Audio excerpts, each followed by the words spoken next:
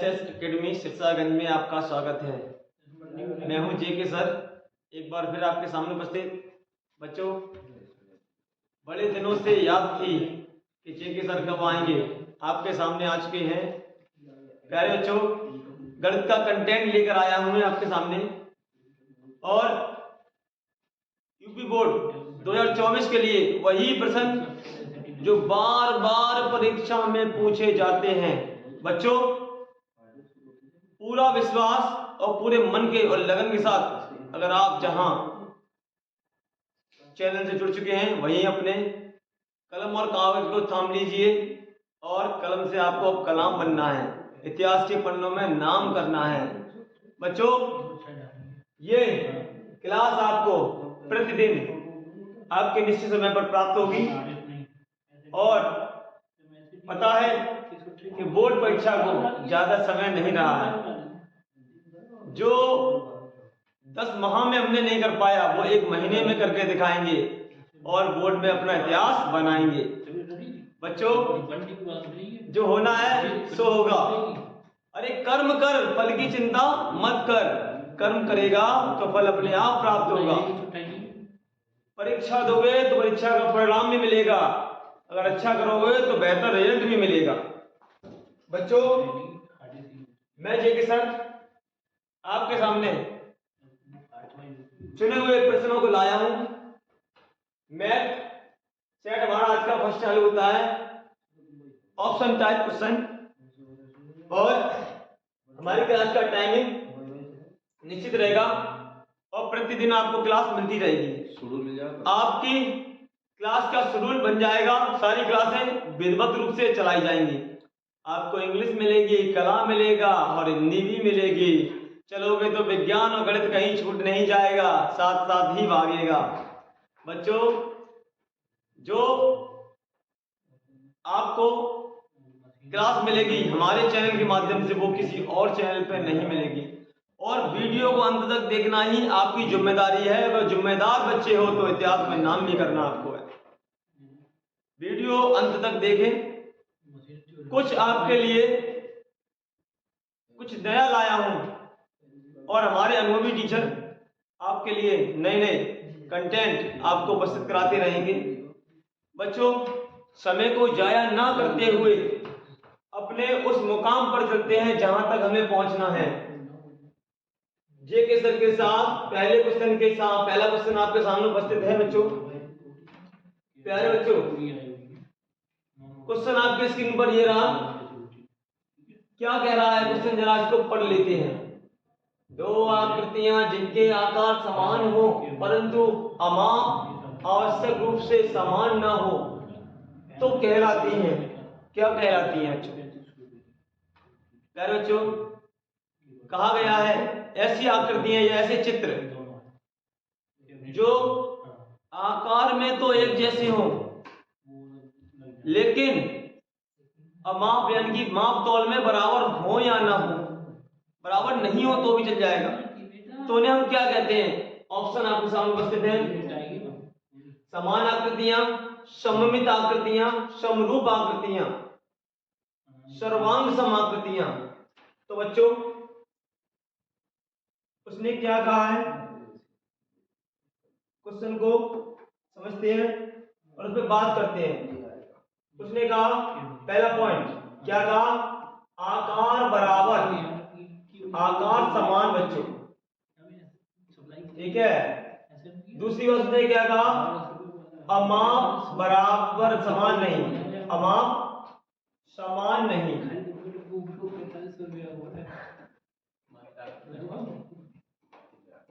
ठीक है बच्चों, आकार समान, अमाप समान नहीं। तो ऐसी आकृतियों को बेटे हम क्या कहते हैं? जिसमें आकार तो बराबर है और अमाप समान नहीं है, तो उसे बोलते हैं लगभग। और लगभग का ये चिन्ह होता है जो हमें दर्शाता है समरूप, कहता है। क्या कहता है? समरूप। साहब, मैं समरूप हूं, रूप में तो समान मिलूंगी, माप तौल में बराबर नहीं मिलूंगी। तो ऐसी आकृतियों को बच्चों समरूप आकृतियां कहते हैं। क्या कहते हैं? समरूप आकृतियां। जैसे मान लीजिए वृत्त भी हो सकते हैं दो, एक छोटा वृत्त एक बड़ा वृत्त। इसकी माप इसके बराबर नहीं है, लेकिन ये रूप में लगभग बराबर है। कैसे हैं? समरूप हैं। या दो त्रिभुज ले लेते हैं हम, ठीक है बेटे। तो दो त्रिभुजों में छोटा हो या बड़ा हो ये कोई जरूरत, कोई पर्सनल बात, जरूरी बात नहीं है, लेकिन उनके चित्र समान होने चाहिए, आकार समान होने चाहिए। जो आकार में समान है, माप में समान नहीं है, तो उन्हें लगभग समान कहा जाता है। और लगभग समान को बच्चों समरूप के द्वारा दिखाया जाता है। इसलिए ऑप्शन समरूप आकृतियां, ऑप्शन सी आपका समरूप आकृतियां करेक्ट, ठीक है बेटे। तो आपको पहले क्वेश्चन का आंसर आपका क्लियर हो चुका है। आकार समान नहीं, सॉरी, आकार समान और अमाप समान नहीं, तो आपकी ये समरूप आकृतियां कहती हैं। परिभाषा भी इसकी यही है, दो या दो से अधिक वे आकृतियां जो आकार में समान होती हैं लेकिन अमाप समान नहीं होती है, समरूप आकृतियां कहलाती हैं। बच्चों चलते हैं नेक्स्ट क्वेश्चन की तरफ। अगला बेटे हमारा क्वेश्चन क्या कह रहा है? यदि यदि यदि द्विघात समीकरण 3x² माइनस के 6x plus k equal to 0 के मूल समान है, मूल समान है, तो k का मान क्या होगा? तो बच्चों एक डाउट क्लियर कर लीजिए, समान और बराबर एक ही बात है। इक्वल टू का जो साइन होता है बेटे, ठीक, उसे हम समान चिन्ह भी कहते हैं, ठीक है, और इसे बराबर भी कहते हैं, ठीक बेटे। तो इसमें क्वेश्चन ने कहा है द्विघात समीकरण, ठीक है, 3x², द्विघात समीकरण 3x² माइनस के 6x प्लस का k इक्वल टू 0 के मूल कैसे बेटे? बराबर है, तो k का मान क्या होगा? ऑप्शन आपके सामने उपस्थित है 3, 9, 6, 12। अभी देखते हैं क्या होगा। बच्चों इसकी तुलना करेंगे, द्विघात समीकरण ax² plus bx plus c equal to 0 से तुलना करने पर, क्या करने बेटे? से तुलना करने पर, से तुलना करने पर, ठीक बेटे। अब इससे हम तुलना करेंगे तो कोफिशिएंट ऑफ a बराबर हमारा 3 हो जाएगा बेटे। कोफिशिएंट ऑफ x के का गुणांक बराबर x का गुणांक, गुणांकों की तुलना की जाती है इसमें, और x का गुणांक बराबर x का गुणांक, तो b बराबर -6 हो जाएगा बेटे। और बच्चों c बराबर कितना हो जाएगा k। और हम जानते हैं जब मूल बराबर हो या समान हो, क्या कह रहा है? जब मूल समान, जब मूल बेटे कैसे हो? समान हो। प्यारे बच्चों, my dear student, take the question. आप क्वेश्चन को समझिए और इसको अच्छी तरह ग्रहण कीजिए, क्योंकि मेहनत इतनी खामोशी से करो कि सफलता तुम्हारी शोर मचा दे। और किसी का यदि आप मुंह पर ताला लगा सकते हो तो अपने नंबरों के बल पर, अपनी मेहनत के बल पर। इसलिए बच्चों, तो मूल समान है, मूल समान होते हैं, मूल समान हो तो हम कह सकते हैं कि b² minus 4ac equal to क्या होता है? 0 होता है। तो b की वैल्यू कितनी है? -6 का होल स्क्वायर, -4 इंटू a कितना है? 3, और c कितना है? k इक्वल टू कितना है? 0। हम कह सकते हैं c इसका 36 माइनस के 3, 4 जा 12 k इक्वल टू कितना है? 0। अब बच्चों आपका 36 स्क्वायर भेज देंगे हम, तो माइनस के 12 के इक्वल टू माइनस के 36, और -36 से -36 माइनस से माइनस कर देंगे, और मल्टीप्लाई वाला डिवाइड भेज देंगे, बड़ा वाला भाग में चला जाता है। 36 बट्टे कितना आ जाएगा? 12, 12 से काट देंगे कितने बार? 3 बार। तो बेटे आपका k की वैल्यू कितनी आ गई? 3 आ गई, ठीक बेटे। तो इसलिए हमारा ऑप्शन ए इज करेक्ट हो जाएगा बच्चों। कितना हो जाएगा? Option A is correct. तो बच्चों एक बार फिर सवाल को देख लेते हैं। गणित है साफ, समानता का प्रतीक है, सत्य बोलता हूं मैं, गणित कहता है। तो आप 3x² माइनस के 6x plus k equal to 0, ax² plus के bx प्लस c बराबर 0 से तुलना करने पर, ए इक्वल टू ए के स्थान पर 3 बैठा हुआ है, बी के स्थान पर -6 है, सी के स्थान पर क्या है के है। गुणांक क्या होता है? जब कोई संख्या किसी चर के साथ गुणा करती है तो उसे उस चर का गुणांक कहते हैं। और अचर क्या होता है? वह संख्या जो किसी चर के साथ गुणा नहीं करती है उसे अचर कहते हैं, या फिर चर के बंधन से मुक्त संख्या को अचर कहते हैं। ठीक है, तो बच्चों एबीसी हमने छाट लिए। जब मूल बराबर हो तो b स्क्वायर माइनस 4ac बराबर 0। ठीक है बेटे, तो b के स्थान में b की वैल्यू रख देंगे -6 का स्क्वायर और माइनस के 4 मल्टीप्लाई गुणा में a है, c का मान k है, रख दिया बराबर 0। 6 का मान 36 होता है। माइनस में अगर समघात है, माइनस में माइनस वाले नंबर्स में अगर समघात है, इवन घात है, तो उसका मान हमेशा प्लस में खुलेगा। ठीक है बेटे, तो हमारा -6 का होल स्क्वायर -4 × 3 × k बराबर 0। तो 36 का 4 दिया माइनस के 12 के बराबर 0। 36 को तो भेज देंगे, प्लस वाला माइनस हो जाता है। क्यों? क्योंकि जब कोई संख्या अपना पक्ष छोड़कर दूसरे के पक्ष में जाती है तो उसका चिन्ह बदल जाता है। ठीक है बेटे, तो आपका माइनस के 12 बराबर -36 माइनस खत्म कर देंगे बेटे, आपका गुणा वाला भाग में जाएगा तो k बराबर 36/12, 12 दिया 36 होता है बेटे, इसलिए k की वैल्यू कितनी आ गई 3। तो ए पार्ट इज करेक्ट। चलते बेटे फिर नेक्स्ट क्वेश्चन की तरफ इशारा करते हैं बेटे। तो नेक्स्ट क्वेश्चन हमारा कितना है? कह रहा है यदि द्विघात समीकरण, ठीक ठीक बेटे, नेक्स्ट क्वेश्चन हम चलते हैं। तो नेक्स्ट क्वेश्चन हमारा क्या है बेटे बच्चों? नेक्स्ट क्वेश्चन रहेगा हमारा, थोड़ा इसको देख लेते हैं क्या है। यदि tan बेटे यहाँ पे थीटा देखते हैं, यहाँ थीटा लगा हुआ, क्या लगा हुआ है? थीटा। यदि tan थीटा बराबर 8/15 तो sec यहाँ पर बेटे थीटा लगेगा। ठीक है, ठीक, दोनों में थीटा लगाना पड़ेगा। तो कंडीशन क्या है हमारी? यदि tan थीटा बराबर 8/15 तो कोसेक थीटा का मान ज्ञात कीजिए। तो बच्चों हमें पता है tan थीटा इक्वल टू 8 कितना बेटे 15 है, और ये होता है लंब बट्टे आधार। ठीक बेटे, लंब बट्टे कितना होता है? आधार। तो इसका लंब बट्टे आधार दिया है, कोण ए के लिए पूछ रहा है, कोण ए के लिए। ठीक है, तो सॉरी कोण थीटा हमारा क्या है? कोण थीटा हमारा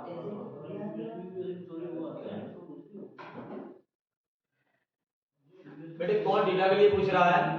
तो यहाँ पर ये लंब बट्टे आधार है, तो लंब हमारा 8 है, आधार कितना है? 15 है।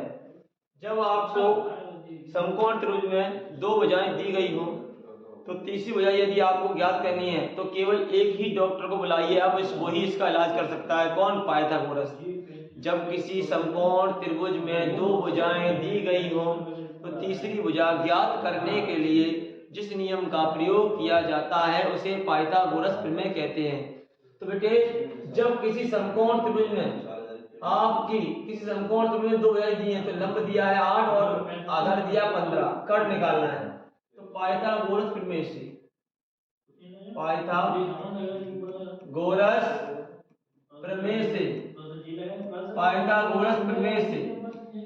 ठीक है बेटे, पाइथागोरस प्रमेय से, ठीक है, पाइथागोरस प्रमेय से। ठीक, तो हम कह सकते हैं क्या चाहिए हमें? कर्ण चाहिए।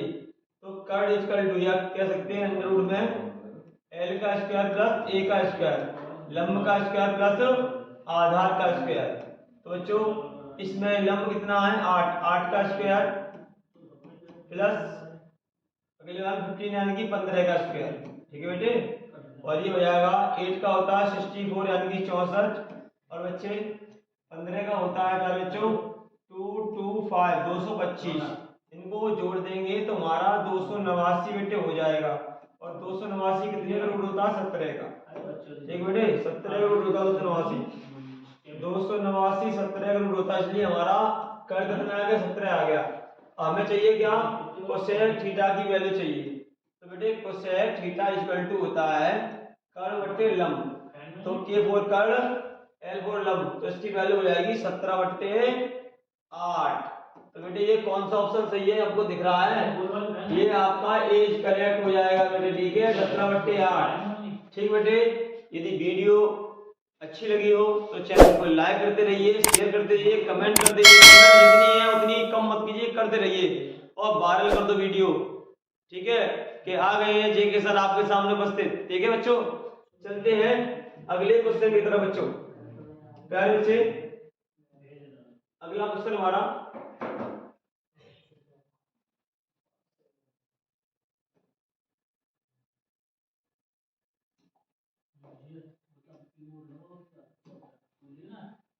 तो जो अगला क्वेश्चन क्या कह रहा है, यदि cos 3 2 cos 3 यह थीटा, ये क्या है थीटा, यदि cos 2 cos 3 थीटा, यदि 2 cos 3 थीटा, ठीक है, यदि 2 cos 3 theta,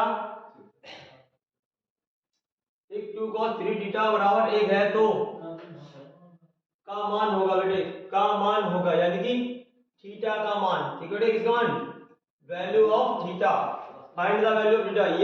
if 2 cos 3 theta equal to 1 then find the value of theta. ठीक है बेटे, तो हम कह सकते हैं क्या, यदि हमें 2 cos 3 थीटा बराबर 1 दिया है तो थीटा का मान क्या होगा। ऑप्शन आपके सामने बेटा उपस्थित है, 10 डिग्री, 20 डिग्री, 15 डिग्री, 25 डिग्री। तो देखते हुए इसको हम 2 cos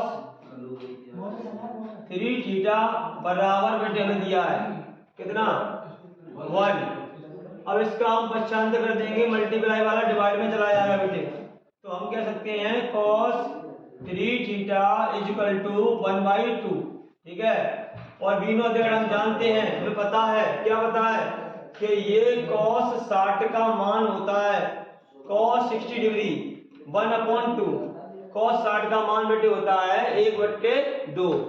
तो इससे ये वैल्यू आ सकती है, तो जरूरत के लिए इस पे ये भी आ सकती है। ठीक है, तो cos 3 theta equal to cos 60 degree, cos से cos खत्म कीजिए, मल्टीप्लाई वाला डिवाइड में भेज दीजिए, थीटा इक्वल टू आपको हो जाएगा 60 डिग्री अपॉन 3, 20 60 जा 3। ठीक है, तो होता है 3 से ये 20 और कट जाएगा, तो बेटे आपका थीटा की वैल्यू 20 डिग्री आ जाएगी बच्चे, कितनी आएगी 20 डिग्री। तो आपका ऑप्शन सी इज करेक्ट। ठीक है बेटे, यदि वीडियो वास्तव में अच्छी लग रही है लाइक कीजिए, शेयर कीजिए और कमेंट करते रहिए बच्चों। ठीक बेटे, चाहे तो आप इसका स्क्रीनशॉट खींच सकते हैं, आपके लिए नया काम हो रहा नहीं है, पुराना ही हो रहा है बच्चों। चलते हैं, इसका बेटा स्क्रीनशॉट ले लीजिए, इससे मैं 60 हो जाऊं। ठीक बेटे, हंसते रहिए, मुस्कुराते रहिए, क्योंकि जिंदगी में आपको बड़ी जंग लड़नी है और आगे बढ़ना है बच्चों। चलिए नेक्स्ट क्वेश्चन की तरफ चलते हैं बेटे। अगला क्वेश्चन हमारा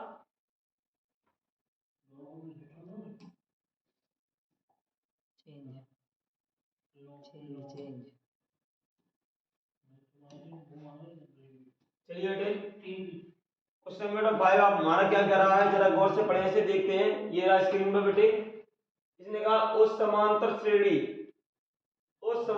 का सारवंतर पद होगा यदि a8 इसका 8वां पद माइनस 5वां पद equal to 9, a8 minus a5 equal to 9। तो ये कह रहा है कि find the same difference of arithmetical progression then a8 minus a5 equal to 9। तो हमें वैल्यू फाइंड करनी है किसकी, डिफरेंशिएशन डी, सारवंतर डी की। हमें डी निकालना है बेटे, क्या निकालना है, डी निकालना है।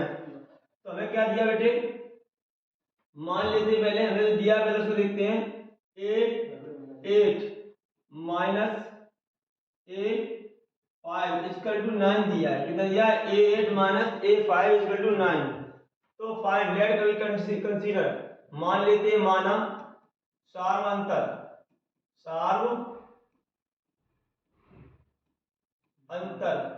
क्या होता है, सेम डिफरेंस क्या होता है, डी। और प्रथम पद क्या होता है, प्रथम पद इसकी हम मौजूद होती है, क्या होती है, ए होता है। और एन में पद का, यानी कि ए एन का फॉर्मूला क्या होता है, A plus N minus 1 into D, जो यहाँ पर पदों की संख्या होती है वहां पद होता है, उसी से एक कम करके डिफरेंशिएशन का गुणा किया जाता है।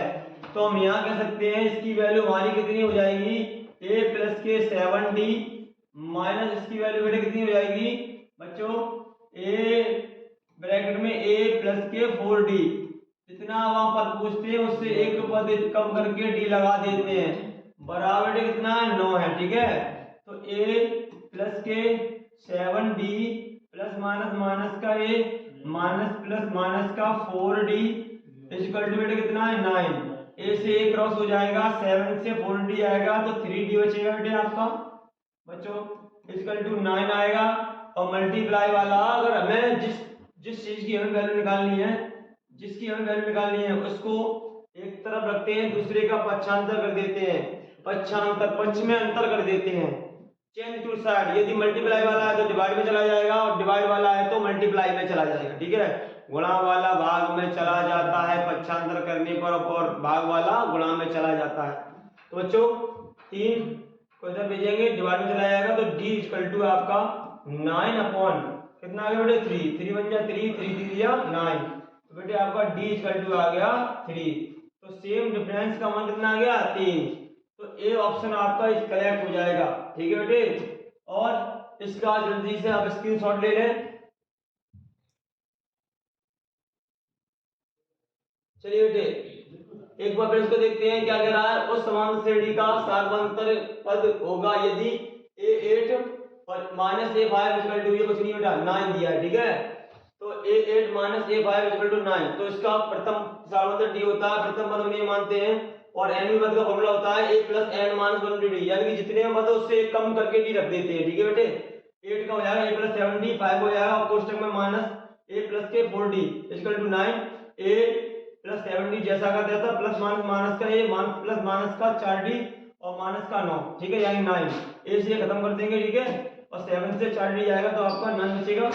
ठीक, और 3d बचेगा आपका, इधर 7 से 4 हटाएंगे 3d बचेगा, इधर 9 है, गुणा वाला भाग में चला जाएगा, d बराबर 9/3, 9 3 बन जाए 3, 3 3 जा 9, इसलिए बेटा d का मान आपका कितना आ जाएगा 3 आ जाएगा। चलते हैं बच्चों नेक्स्ट क्वेश्चन की तरफ।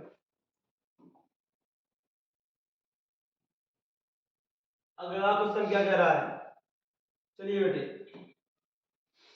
इस क्वेश्चन में बेटा थोड़ा से कर लेते, ये 325 नहीं है बेटे 324 है, कितना है 3 2 4। ठीक है, क्या कह रहा है 324 का प्रधान कारक है, तो बेटे प्रधान कारक, कारक जैसे हिंदी में होते हैं किसी चीज का निर्माण करते हैं, ऐसे ही किसी शब्द के खंड होते हैं, जो छोटे छोटे खंड होते हैं वो कारक होते हैं। ऐसे ही गणित में एक विधि होती है, इसका नाम होता है अभाज्य गुणनखंड विधि। जिस विधि में जिस गुणनखंड विधि में अभाज्य संख्याओं का प्रयोग किया जाता है उसे अभाज्य गुणनखंड विधि कहते हैं। अब अभाज्य संख्याएं होती क्या है, अभाज्य संख्याएं होती क्या है, वे संख्याएं जो स्वयं से और एक से पूर्णतः विभाजित होती हैं, या हम ये कह सकते हैं वे संख्याएं जिनमें एक के अतिरिक्त कोई दूसरा गुणनखंड नहीं होता है, उन्हें अभाज्य संख्याएं कहते हैं। जैसे अभाज्य संख्याओं में लेते हैं, शुरुआत 2 है, 3 है, 5 है और 7 है, डॉट डॉट डॉट, ये हमारी अभाज्य संख्याएं हैं। और यही प्रधान संख्याएं भी कही जाती है, गुणनखंड प्रधान संख्याएं, प्रधान कारक।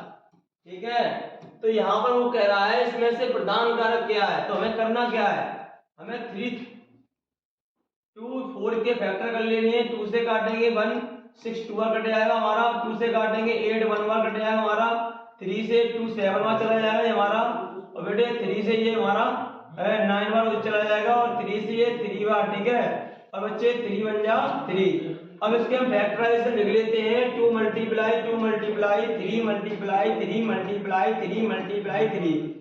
तो इसका प्रधान कारक ये रहा आपके सामने। ठीक, यानी कि वे जिस पर इनके जो अभाज्य गुणनखंड किए जाते हैं उन्हें प्रधान कारक भी कहते हैं। क्या कहते हैं, प्रधान कारक। मैंने कह दिया कि जिस गुणनखंड विधि में अभाज्य संख्याओं का प्रयोग किया जाता है उसे अभाज्य गुणनखंड विधि कहते हैं, और इन्हीं फैक्टरों को ही प्रधान कारक भी कहते हैं। तो इसलिए ये वाला ऑप्शन है, यदि आपको कहीं दिख रहा हो मुझे तो दूसरे दिख रहा है, कम दिख रहा है, आपको कहीं दिख रहा है? इसका कमेंट में आंसर दे दो मुझे जरा। हाँ दिख गया, ये है कहीं, यहाँ पर है, ये बी सही है। ठीक है बेटे, बी इज करेक्ट है आपका। ठीक है बच्चों, तो दिख गया है, चमक रहा है कहीं पर, एक ऐसा सूरज निकला है जो आपके सामने उपस्थित है। बच्चों इसका भी आप स्क्रीन खींच लें, और ये ध्यान रखना, यही संख्याएं प्रधान कारक संख्याएं भी होती हैं। ठीक है, ठीक, टुकड़े करना, किसी चीज को हम जोड़ सकते हैं तो तोड़ भी तो सकते हैं, और तोड़ना होता है वही खंड करना होता है। बच्चों चलते हैं अगले नेक्स्ट क्वेश्चन की तरफ। प्यारे बच्चों, माय डियर स्टूडेंट, चलते हैं अगले क्वेश्चन की तरफ। बच्चों निम्नलिखित में से कौन केंद्रीय प्रवृत्ति की माप नहीं है? तो केंद्रीय प्रवृत्ति, केंद्र के द्वारा लगाई गई ऐसी नियम, मापें, माप तौल, उन्हें केंद्रीय प्रवृत्ति कहते हैं, की माप कहते हैं। दो या दो से अधिक आंकड़ों को एकत्रित करके उनमें जो माप लगाई जाती है वो सारी केंद्रीय प्रवृत्ति की माप होती है। तो हमारे 10th क्लास सिलेबस में केंद्रीय प्रवृत्ति की माप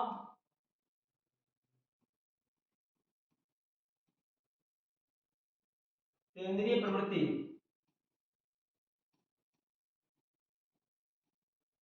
की माप केवल 3 ही है। कौन कौन सी बेटे? पहली आपकी माध्य या समांतर माध्य, मीन। ठीक है, दूसरी आपकी माध्यक या माध्यिका। ठीक है, माध्यक या माध्यिका।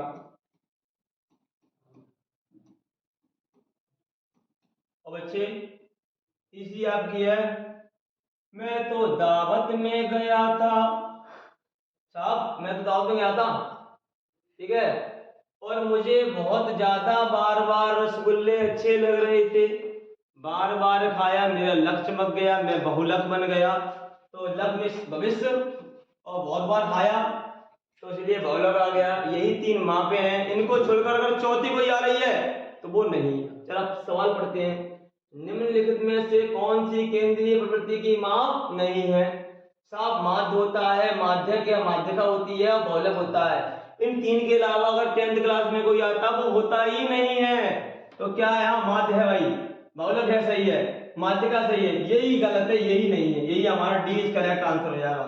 मानक विचलन, मानक विचलन ये तो भटकाने वाला है, ये कल्पित माध्य से ज्ञात किया जाता है पदों को हटाकर, ये कोई माप नहीं है, ये एक सहायक क्रिया है। केवल केंद्रीय प्रवृत्ति की माप 3 ही है बच्चों। अगर क्वेश्चन एक आता है 2000, ध्यान मुझे आ रहा है 2021 में की परीक्षा में एक क्वेश्चन आया था, ठीक, उसमें क्या दिया था? उसमें दिया था केंद्रीय प्रवृत्ति की माप है, तो उसमें बाकी 3 ऑप्शन अलग थे और आपका माध्यक दिया था। क्या दिया था? माध्यक, माध्यक दिया था, तो उसमें केंद्रीय प्रवृत्ति की माप माध्यक हो जाएगा।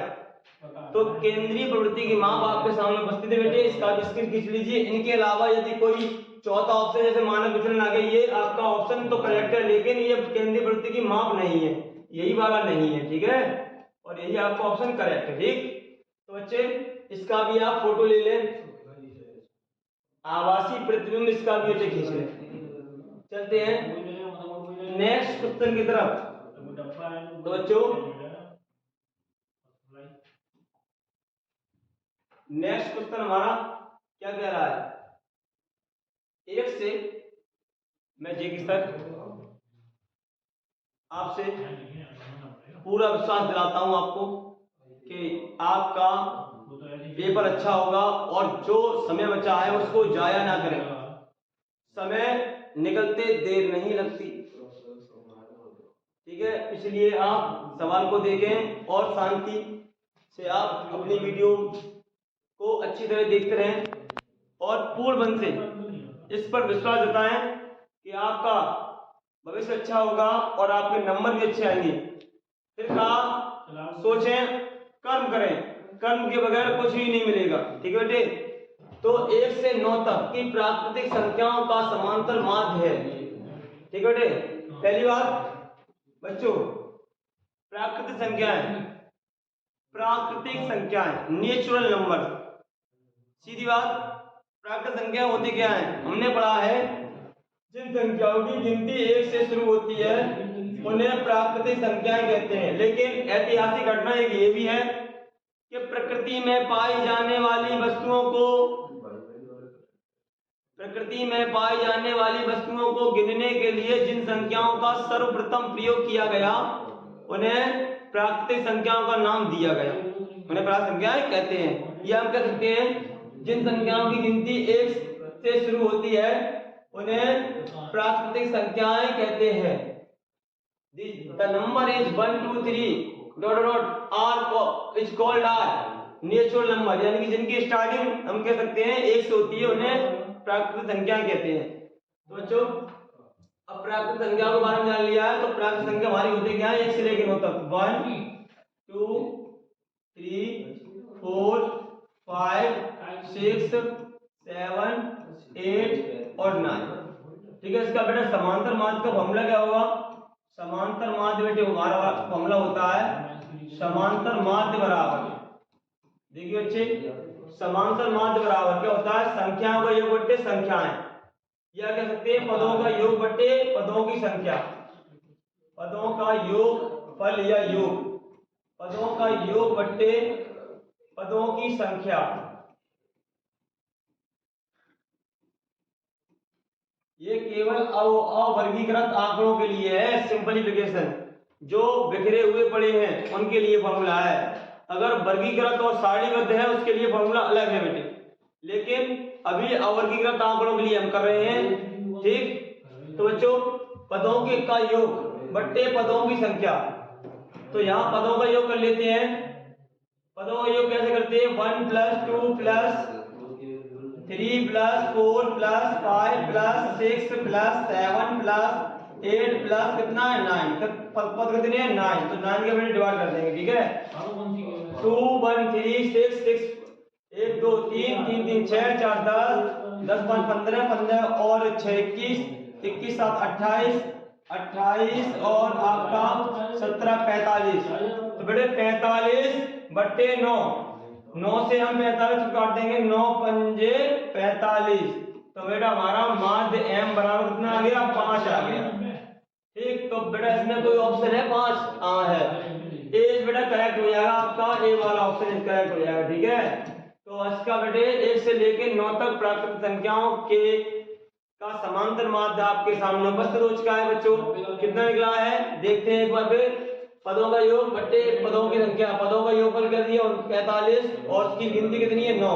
9 का भाग देंगे 45 में, 5 आएगा, 5 नहीं 45। ठीक है, ये 9 बजे 45। ठीक बेटे, चलते हैं अगले नेक्स्ट क्वेश्चन की तरफ इशारा करते हैं। इसका क्वेश्चन नंबर बेटा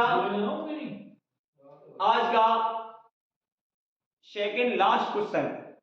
बच्चों सीरीज लाते रहेंगे और आंसर से छांटे हुए क्वेश्चन, परीक्षा में बार बार पूछे जाने वाले क्वेश्चन यही है, बहुविकल्पीय प्रश्न, मल्टीपल चॉइस क्वेश्चन, एमसीक्यू जिन्हें हम जानते हैं। ठीक है बेटे, यदि किसी अगला क्वेश्चन देखो जरा इसको, यदि किसी बारंबारता बंटन की माध्यिका 16 है, कितनी है 16 है, और माध्य कितना है 15 है, तो उसका बहुलक होगा। वही लग अभी मैंने कहा था बहुत सा लग, भविष्य अच्छा होगा तो बार बार मिलेगा, वरना एक बार भी नहीं मिलेगा। ठीक है बेटे, तो इसके लिए हमें किसी सारणी किसी पदों में नहीं जाने होता है, तो पहले जो दिया है उसे लिख लेते हैं। क्या दिया है गिवन भाई बता दो कौन कौन हो तुम।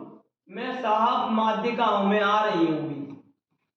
ठीक है, आ गई माध्यिका, कितनी है 16, और बेटे माध्य कितना है, मैं आ तो गया हूं, वो 16 है तो मैं 15 हूं, वो 16 वर्ष मैं 15 वर्ष। ठीक है, तो बेटे 15 और 16, अगर बहुलक के लिए एक संबंध है, relation between mod median and mod, ठीक है, तीनों का एक संबंध है, एक सूत्र है बेटे, तो इसके लिए एक फॉर्मूला है, वो क्या है बहुलक बराबर बेटा, ठीक, 3 मल्टीप्लाई माध्यक या माध्यिका। ठीक है बेटे, और बच्चों प्लस 2 मल्टीप्लाई माध्य। ये सूत्र याद कर लो, ये बहुविकल्पी प्रश्न में भी पूछ लिया जाता है बेटे। ये इंपॉर्टेंट फॉर्मूला है क्योंकि ये एक संबंध है, बहुलक और माध्यिका में संबंध है। ये कहने को तो आपका क्या है 10th क्लास का फॉर्मूला है, लेकिन ये बड़ी बड़ी परीक्षाओं में भी पूछ लिया जाता है। टेट सीटेट के लेवल का ये सूत्र है, ठीक है बेटे, ये पूछ लिया जाता है। तो बच्चों क्या है, बहुलक 3 गुणा माध्यक प्लस के 2 गुणा माध्य। तो बेटे हमारे पास बहुलक हमें निकालना है, तो 3 का मल्टीप्लाई हम 16 में कर देंगे, प्लस माइनस, क्या करें बेटे यहाँ माइनस लगता है बेटे माइनस। तो 3 का गुणा हम 16 में कर देंगे और माइनस 2 का गुणा कर देंगे हम 15 में, क्योंकि बेटे माध्य 15 है और ये कितना है 16 है, ठीक। तो 16 का हम 3 में गुणा करेंगे, 16 3 48, 16 3 जा 46, ठीक है, माइनस 15 दूनी 30, 15 मल्टीप्लाई 2, 15 2 जा 30। तो बेटे हम अब इसमें से 48 में से 30 कम कर देंगे, 18 बचेगा हमारा। 18 क्या हो गया, बहुलक हो गया बेटे, हो गया बहुलक। अरे बहु के लक सामने आया, कितने 18 हैं बेटे, 18 हमारा आ गया है। 18 ऑप्शन कौन सही है, ए तो 16 है, हाँ बी ऑप्शन सही है बेटा आपका, ठीक है बच्चों, बी इज करेक्ट है, ठीक है। तो हम कह सकते हैं जब हमें माध्यिका 16 दी है और माध्य बच्चों कितना दिया है 15 दिया है, तो एक संबंध याद रखना क्या कि बहुलक बराबर 3 गुणा माध्यिका प्लस माइनस के 2 गुणा माध्य। तो 3 माध्यिका का 3 गुना कर दो, उसमें से दुगना माध्य घटा दो, तो आपको बहुलक प्राप्त हो जाएगा, ठीक है बेटे। चलते हैं नेक्स्ट क्वेश्चन की तरफ बेटे। अगला क्वेश्चन, आज का अंतिम प्रश्न आपकी स्क्रीन पर ये रहा और वेरी इंपॉर्टेंट प्रश्न।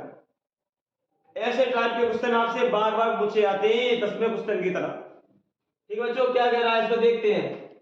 144 के अभाज्य गुणनखंड में अभाज्य गुणनखंड की घातों की संख्या होगी, अभाज्य गुणनखंड के घातों की संख्या होगी बेटे, ठीक है बच्चों। तो एक बार देख लो क्वेश्चन को। और प्यारे बच्चों वीडियो यदि पसंद आ रही है तो उसको चैनल को लाइक कीजिए और कमेंट कीजिए और लोगों तक शेयर कीजिए जो जिससे और बच्चे जुड़ सकें, और सभी बच्चे लाइव आने की कोशिश ज्यादा से ज्यादा करें, क्योंकि अब वो कंटेंट मिलेगा जो पूरी साल में आपको नहीं मिला। लेकिन एस एकेडमी का वादा है, ये इसमें अनुभवी टीचरों के द्वारा आपको उच्च शिक्षा 0 से 0 से शिखर की तरफ ले जाया जाएगा, और क्या, ठीक है। क्योंकि आप अपनी काबिलियत समझें और इसलिए क्वेश्चन को देखें और अच्छी तरह आगे बढ़े बेटे। चलते हैं 144 के अभाज्य गुणनखंडों में अभाज्य गुणनखंडों की घातों की संख्या होगी बेटे। तो अभी मैंने बताया था अभाज्य गुणनखंड विधि क्या होती है, जिस विधि में केवल और केवल अभाज्य संख्याओं का प्रयोग किया जाता है उसे अभाज्य गुणनखंड विधि कहते हैं। तो बच्चों ऑप्शन आपके सामने है 5 6 7 8। अभी इसके हम फैक्टर कर ले रहे हैं, दूध का दूध और पानी का पानी अभी हो जाएगा 144, ठीक है। 2 से काटेंगे 7 बार, अरे काटेंगे नहीं भाई, मैं डिवाइड दे रहा हूं, नहीं तुम सोचो छुरी लेके आओ काट दो, ठीक है, काट नहीं रहा हूं मैं यहाँ पे, ठीक। तो 2 का डिवाइड देंगे 7 बार जाएगा, ये 2 बार चला जाएगा, फिर 2 से काटेंगे 36 बार, ठीक है, फिर 2 से आपका काटेंगे, फिर आपको हो जाएगा 18 बार, फिर बेटे 2 से काटेंगे आपका 9 बार, फिर बेटे आपका 3 से काटेंगे 3 बार, फिर बेटे 3 से डिवाइड देंगे 1 बार। तो इनके हम लिख ले रहे हैं क्या 3 multiply 3 multiply 3 multiply 3 multiply 2 multiply 2 multiply, ठीक है, 2 2 गुणा 2 गुणा बेटे 2 गुणा 2 गुणा 2 गुणा 2 गुणा 3 गुणा 3, ठीक है। तो बेटे एक बार देख ले 1 2 3 4 1 2 3 4। तो हमसे पूछ रहा है वो गुणनखंडों की टोटल घातें कितनी होंगी। तो इसमें बेटे 2 की घात 4 है, अगर कोई हमसे 2 की पूछता हो तो 2 की घात 4 है, क्योंकि 1 2 3 4 जो जितनी बार आता है उतनी घात लगा दो, और 3 पे घात बेटे कितनी है 2 है। अगर टोटल घातों का योग पूछेगा तो मैं कह दूंगा साहब जी घातों का योग 3 की घात कितनी है बच्चों, 2 की घात 4 है और 3 की घात 2 है, तो घातों का योग टोटल कितना हो जाएगा 6। तो बेटा 6 वाला ऑप्शन यानी कि बी ऑप्शन इज करेक्ट हो जाएगा, ठीक है। अब घातों का योग ऐसे ही हो सकता है, क्या हो सकता है कि 2 की घात, अगर हमसे 2 की घात पूछी, ठीक है, तो 2 की घात आपको दिख रही है कितनी बेटे, 4 है। बेटे 3 की घात पूछी तो 3 की घात हम कह सकते हैं कितनी है, 2 है। अगर टोटल पूछी है, कितनी पूछी है, टोटल कुल घात, तो जोड़ देंगे कितनी हो गई, 6। तो सबकी अलग अलग घात होती है, लेकिन इसमें इसने पूछा है टोटल घात पूछी, इसमें कुल घात पूछी है, घातों का योग। तो 2 की घात का योग प्लस 3 की घात का योग, तो 4 और 2 कितना होता है, 6। तो 6 घातें इसमें 6 खंड आ रहे हैं, इसलिए घातों का योग कितना होगा, 6 होगा बेटे। बेटे अगर वीडियो अच्छी लगी है तो चैनल को लाइक कीजिए, शेयर कीजिए और कमेंट कीजिए। प्यारे बच्चों, आप एसएस अकेडमी से जुड़िए और चैनल को शेयर करते रहिए, जिससे और बच्चे जुड़ सके, क्योंकि आपको अच्छा करना है, मेहनत से करते रहिए। आप परिणाम की चिंता ना करें, फल मिलेगा उसी को मिलेगा जिसने मेहनत की है, और मेहनत करते रहिए, पता नहीं चलेगा कब आपने टॉप लिस्ट में आप आ गए, क्योंकि टॉपर्स कभी वक्त का इंतजार नहीं करते हैं, वक्त टॉपरों का इंतजार करता है। वक्त चाहता है कि टॉपर ये हमारे द्वारा निकले, लेकिन आप अपनी काबिलियत को समझें। फिर अगली वीडियो में फिर मिलेंगे, तब तक के लिए जय हिंद।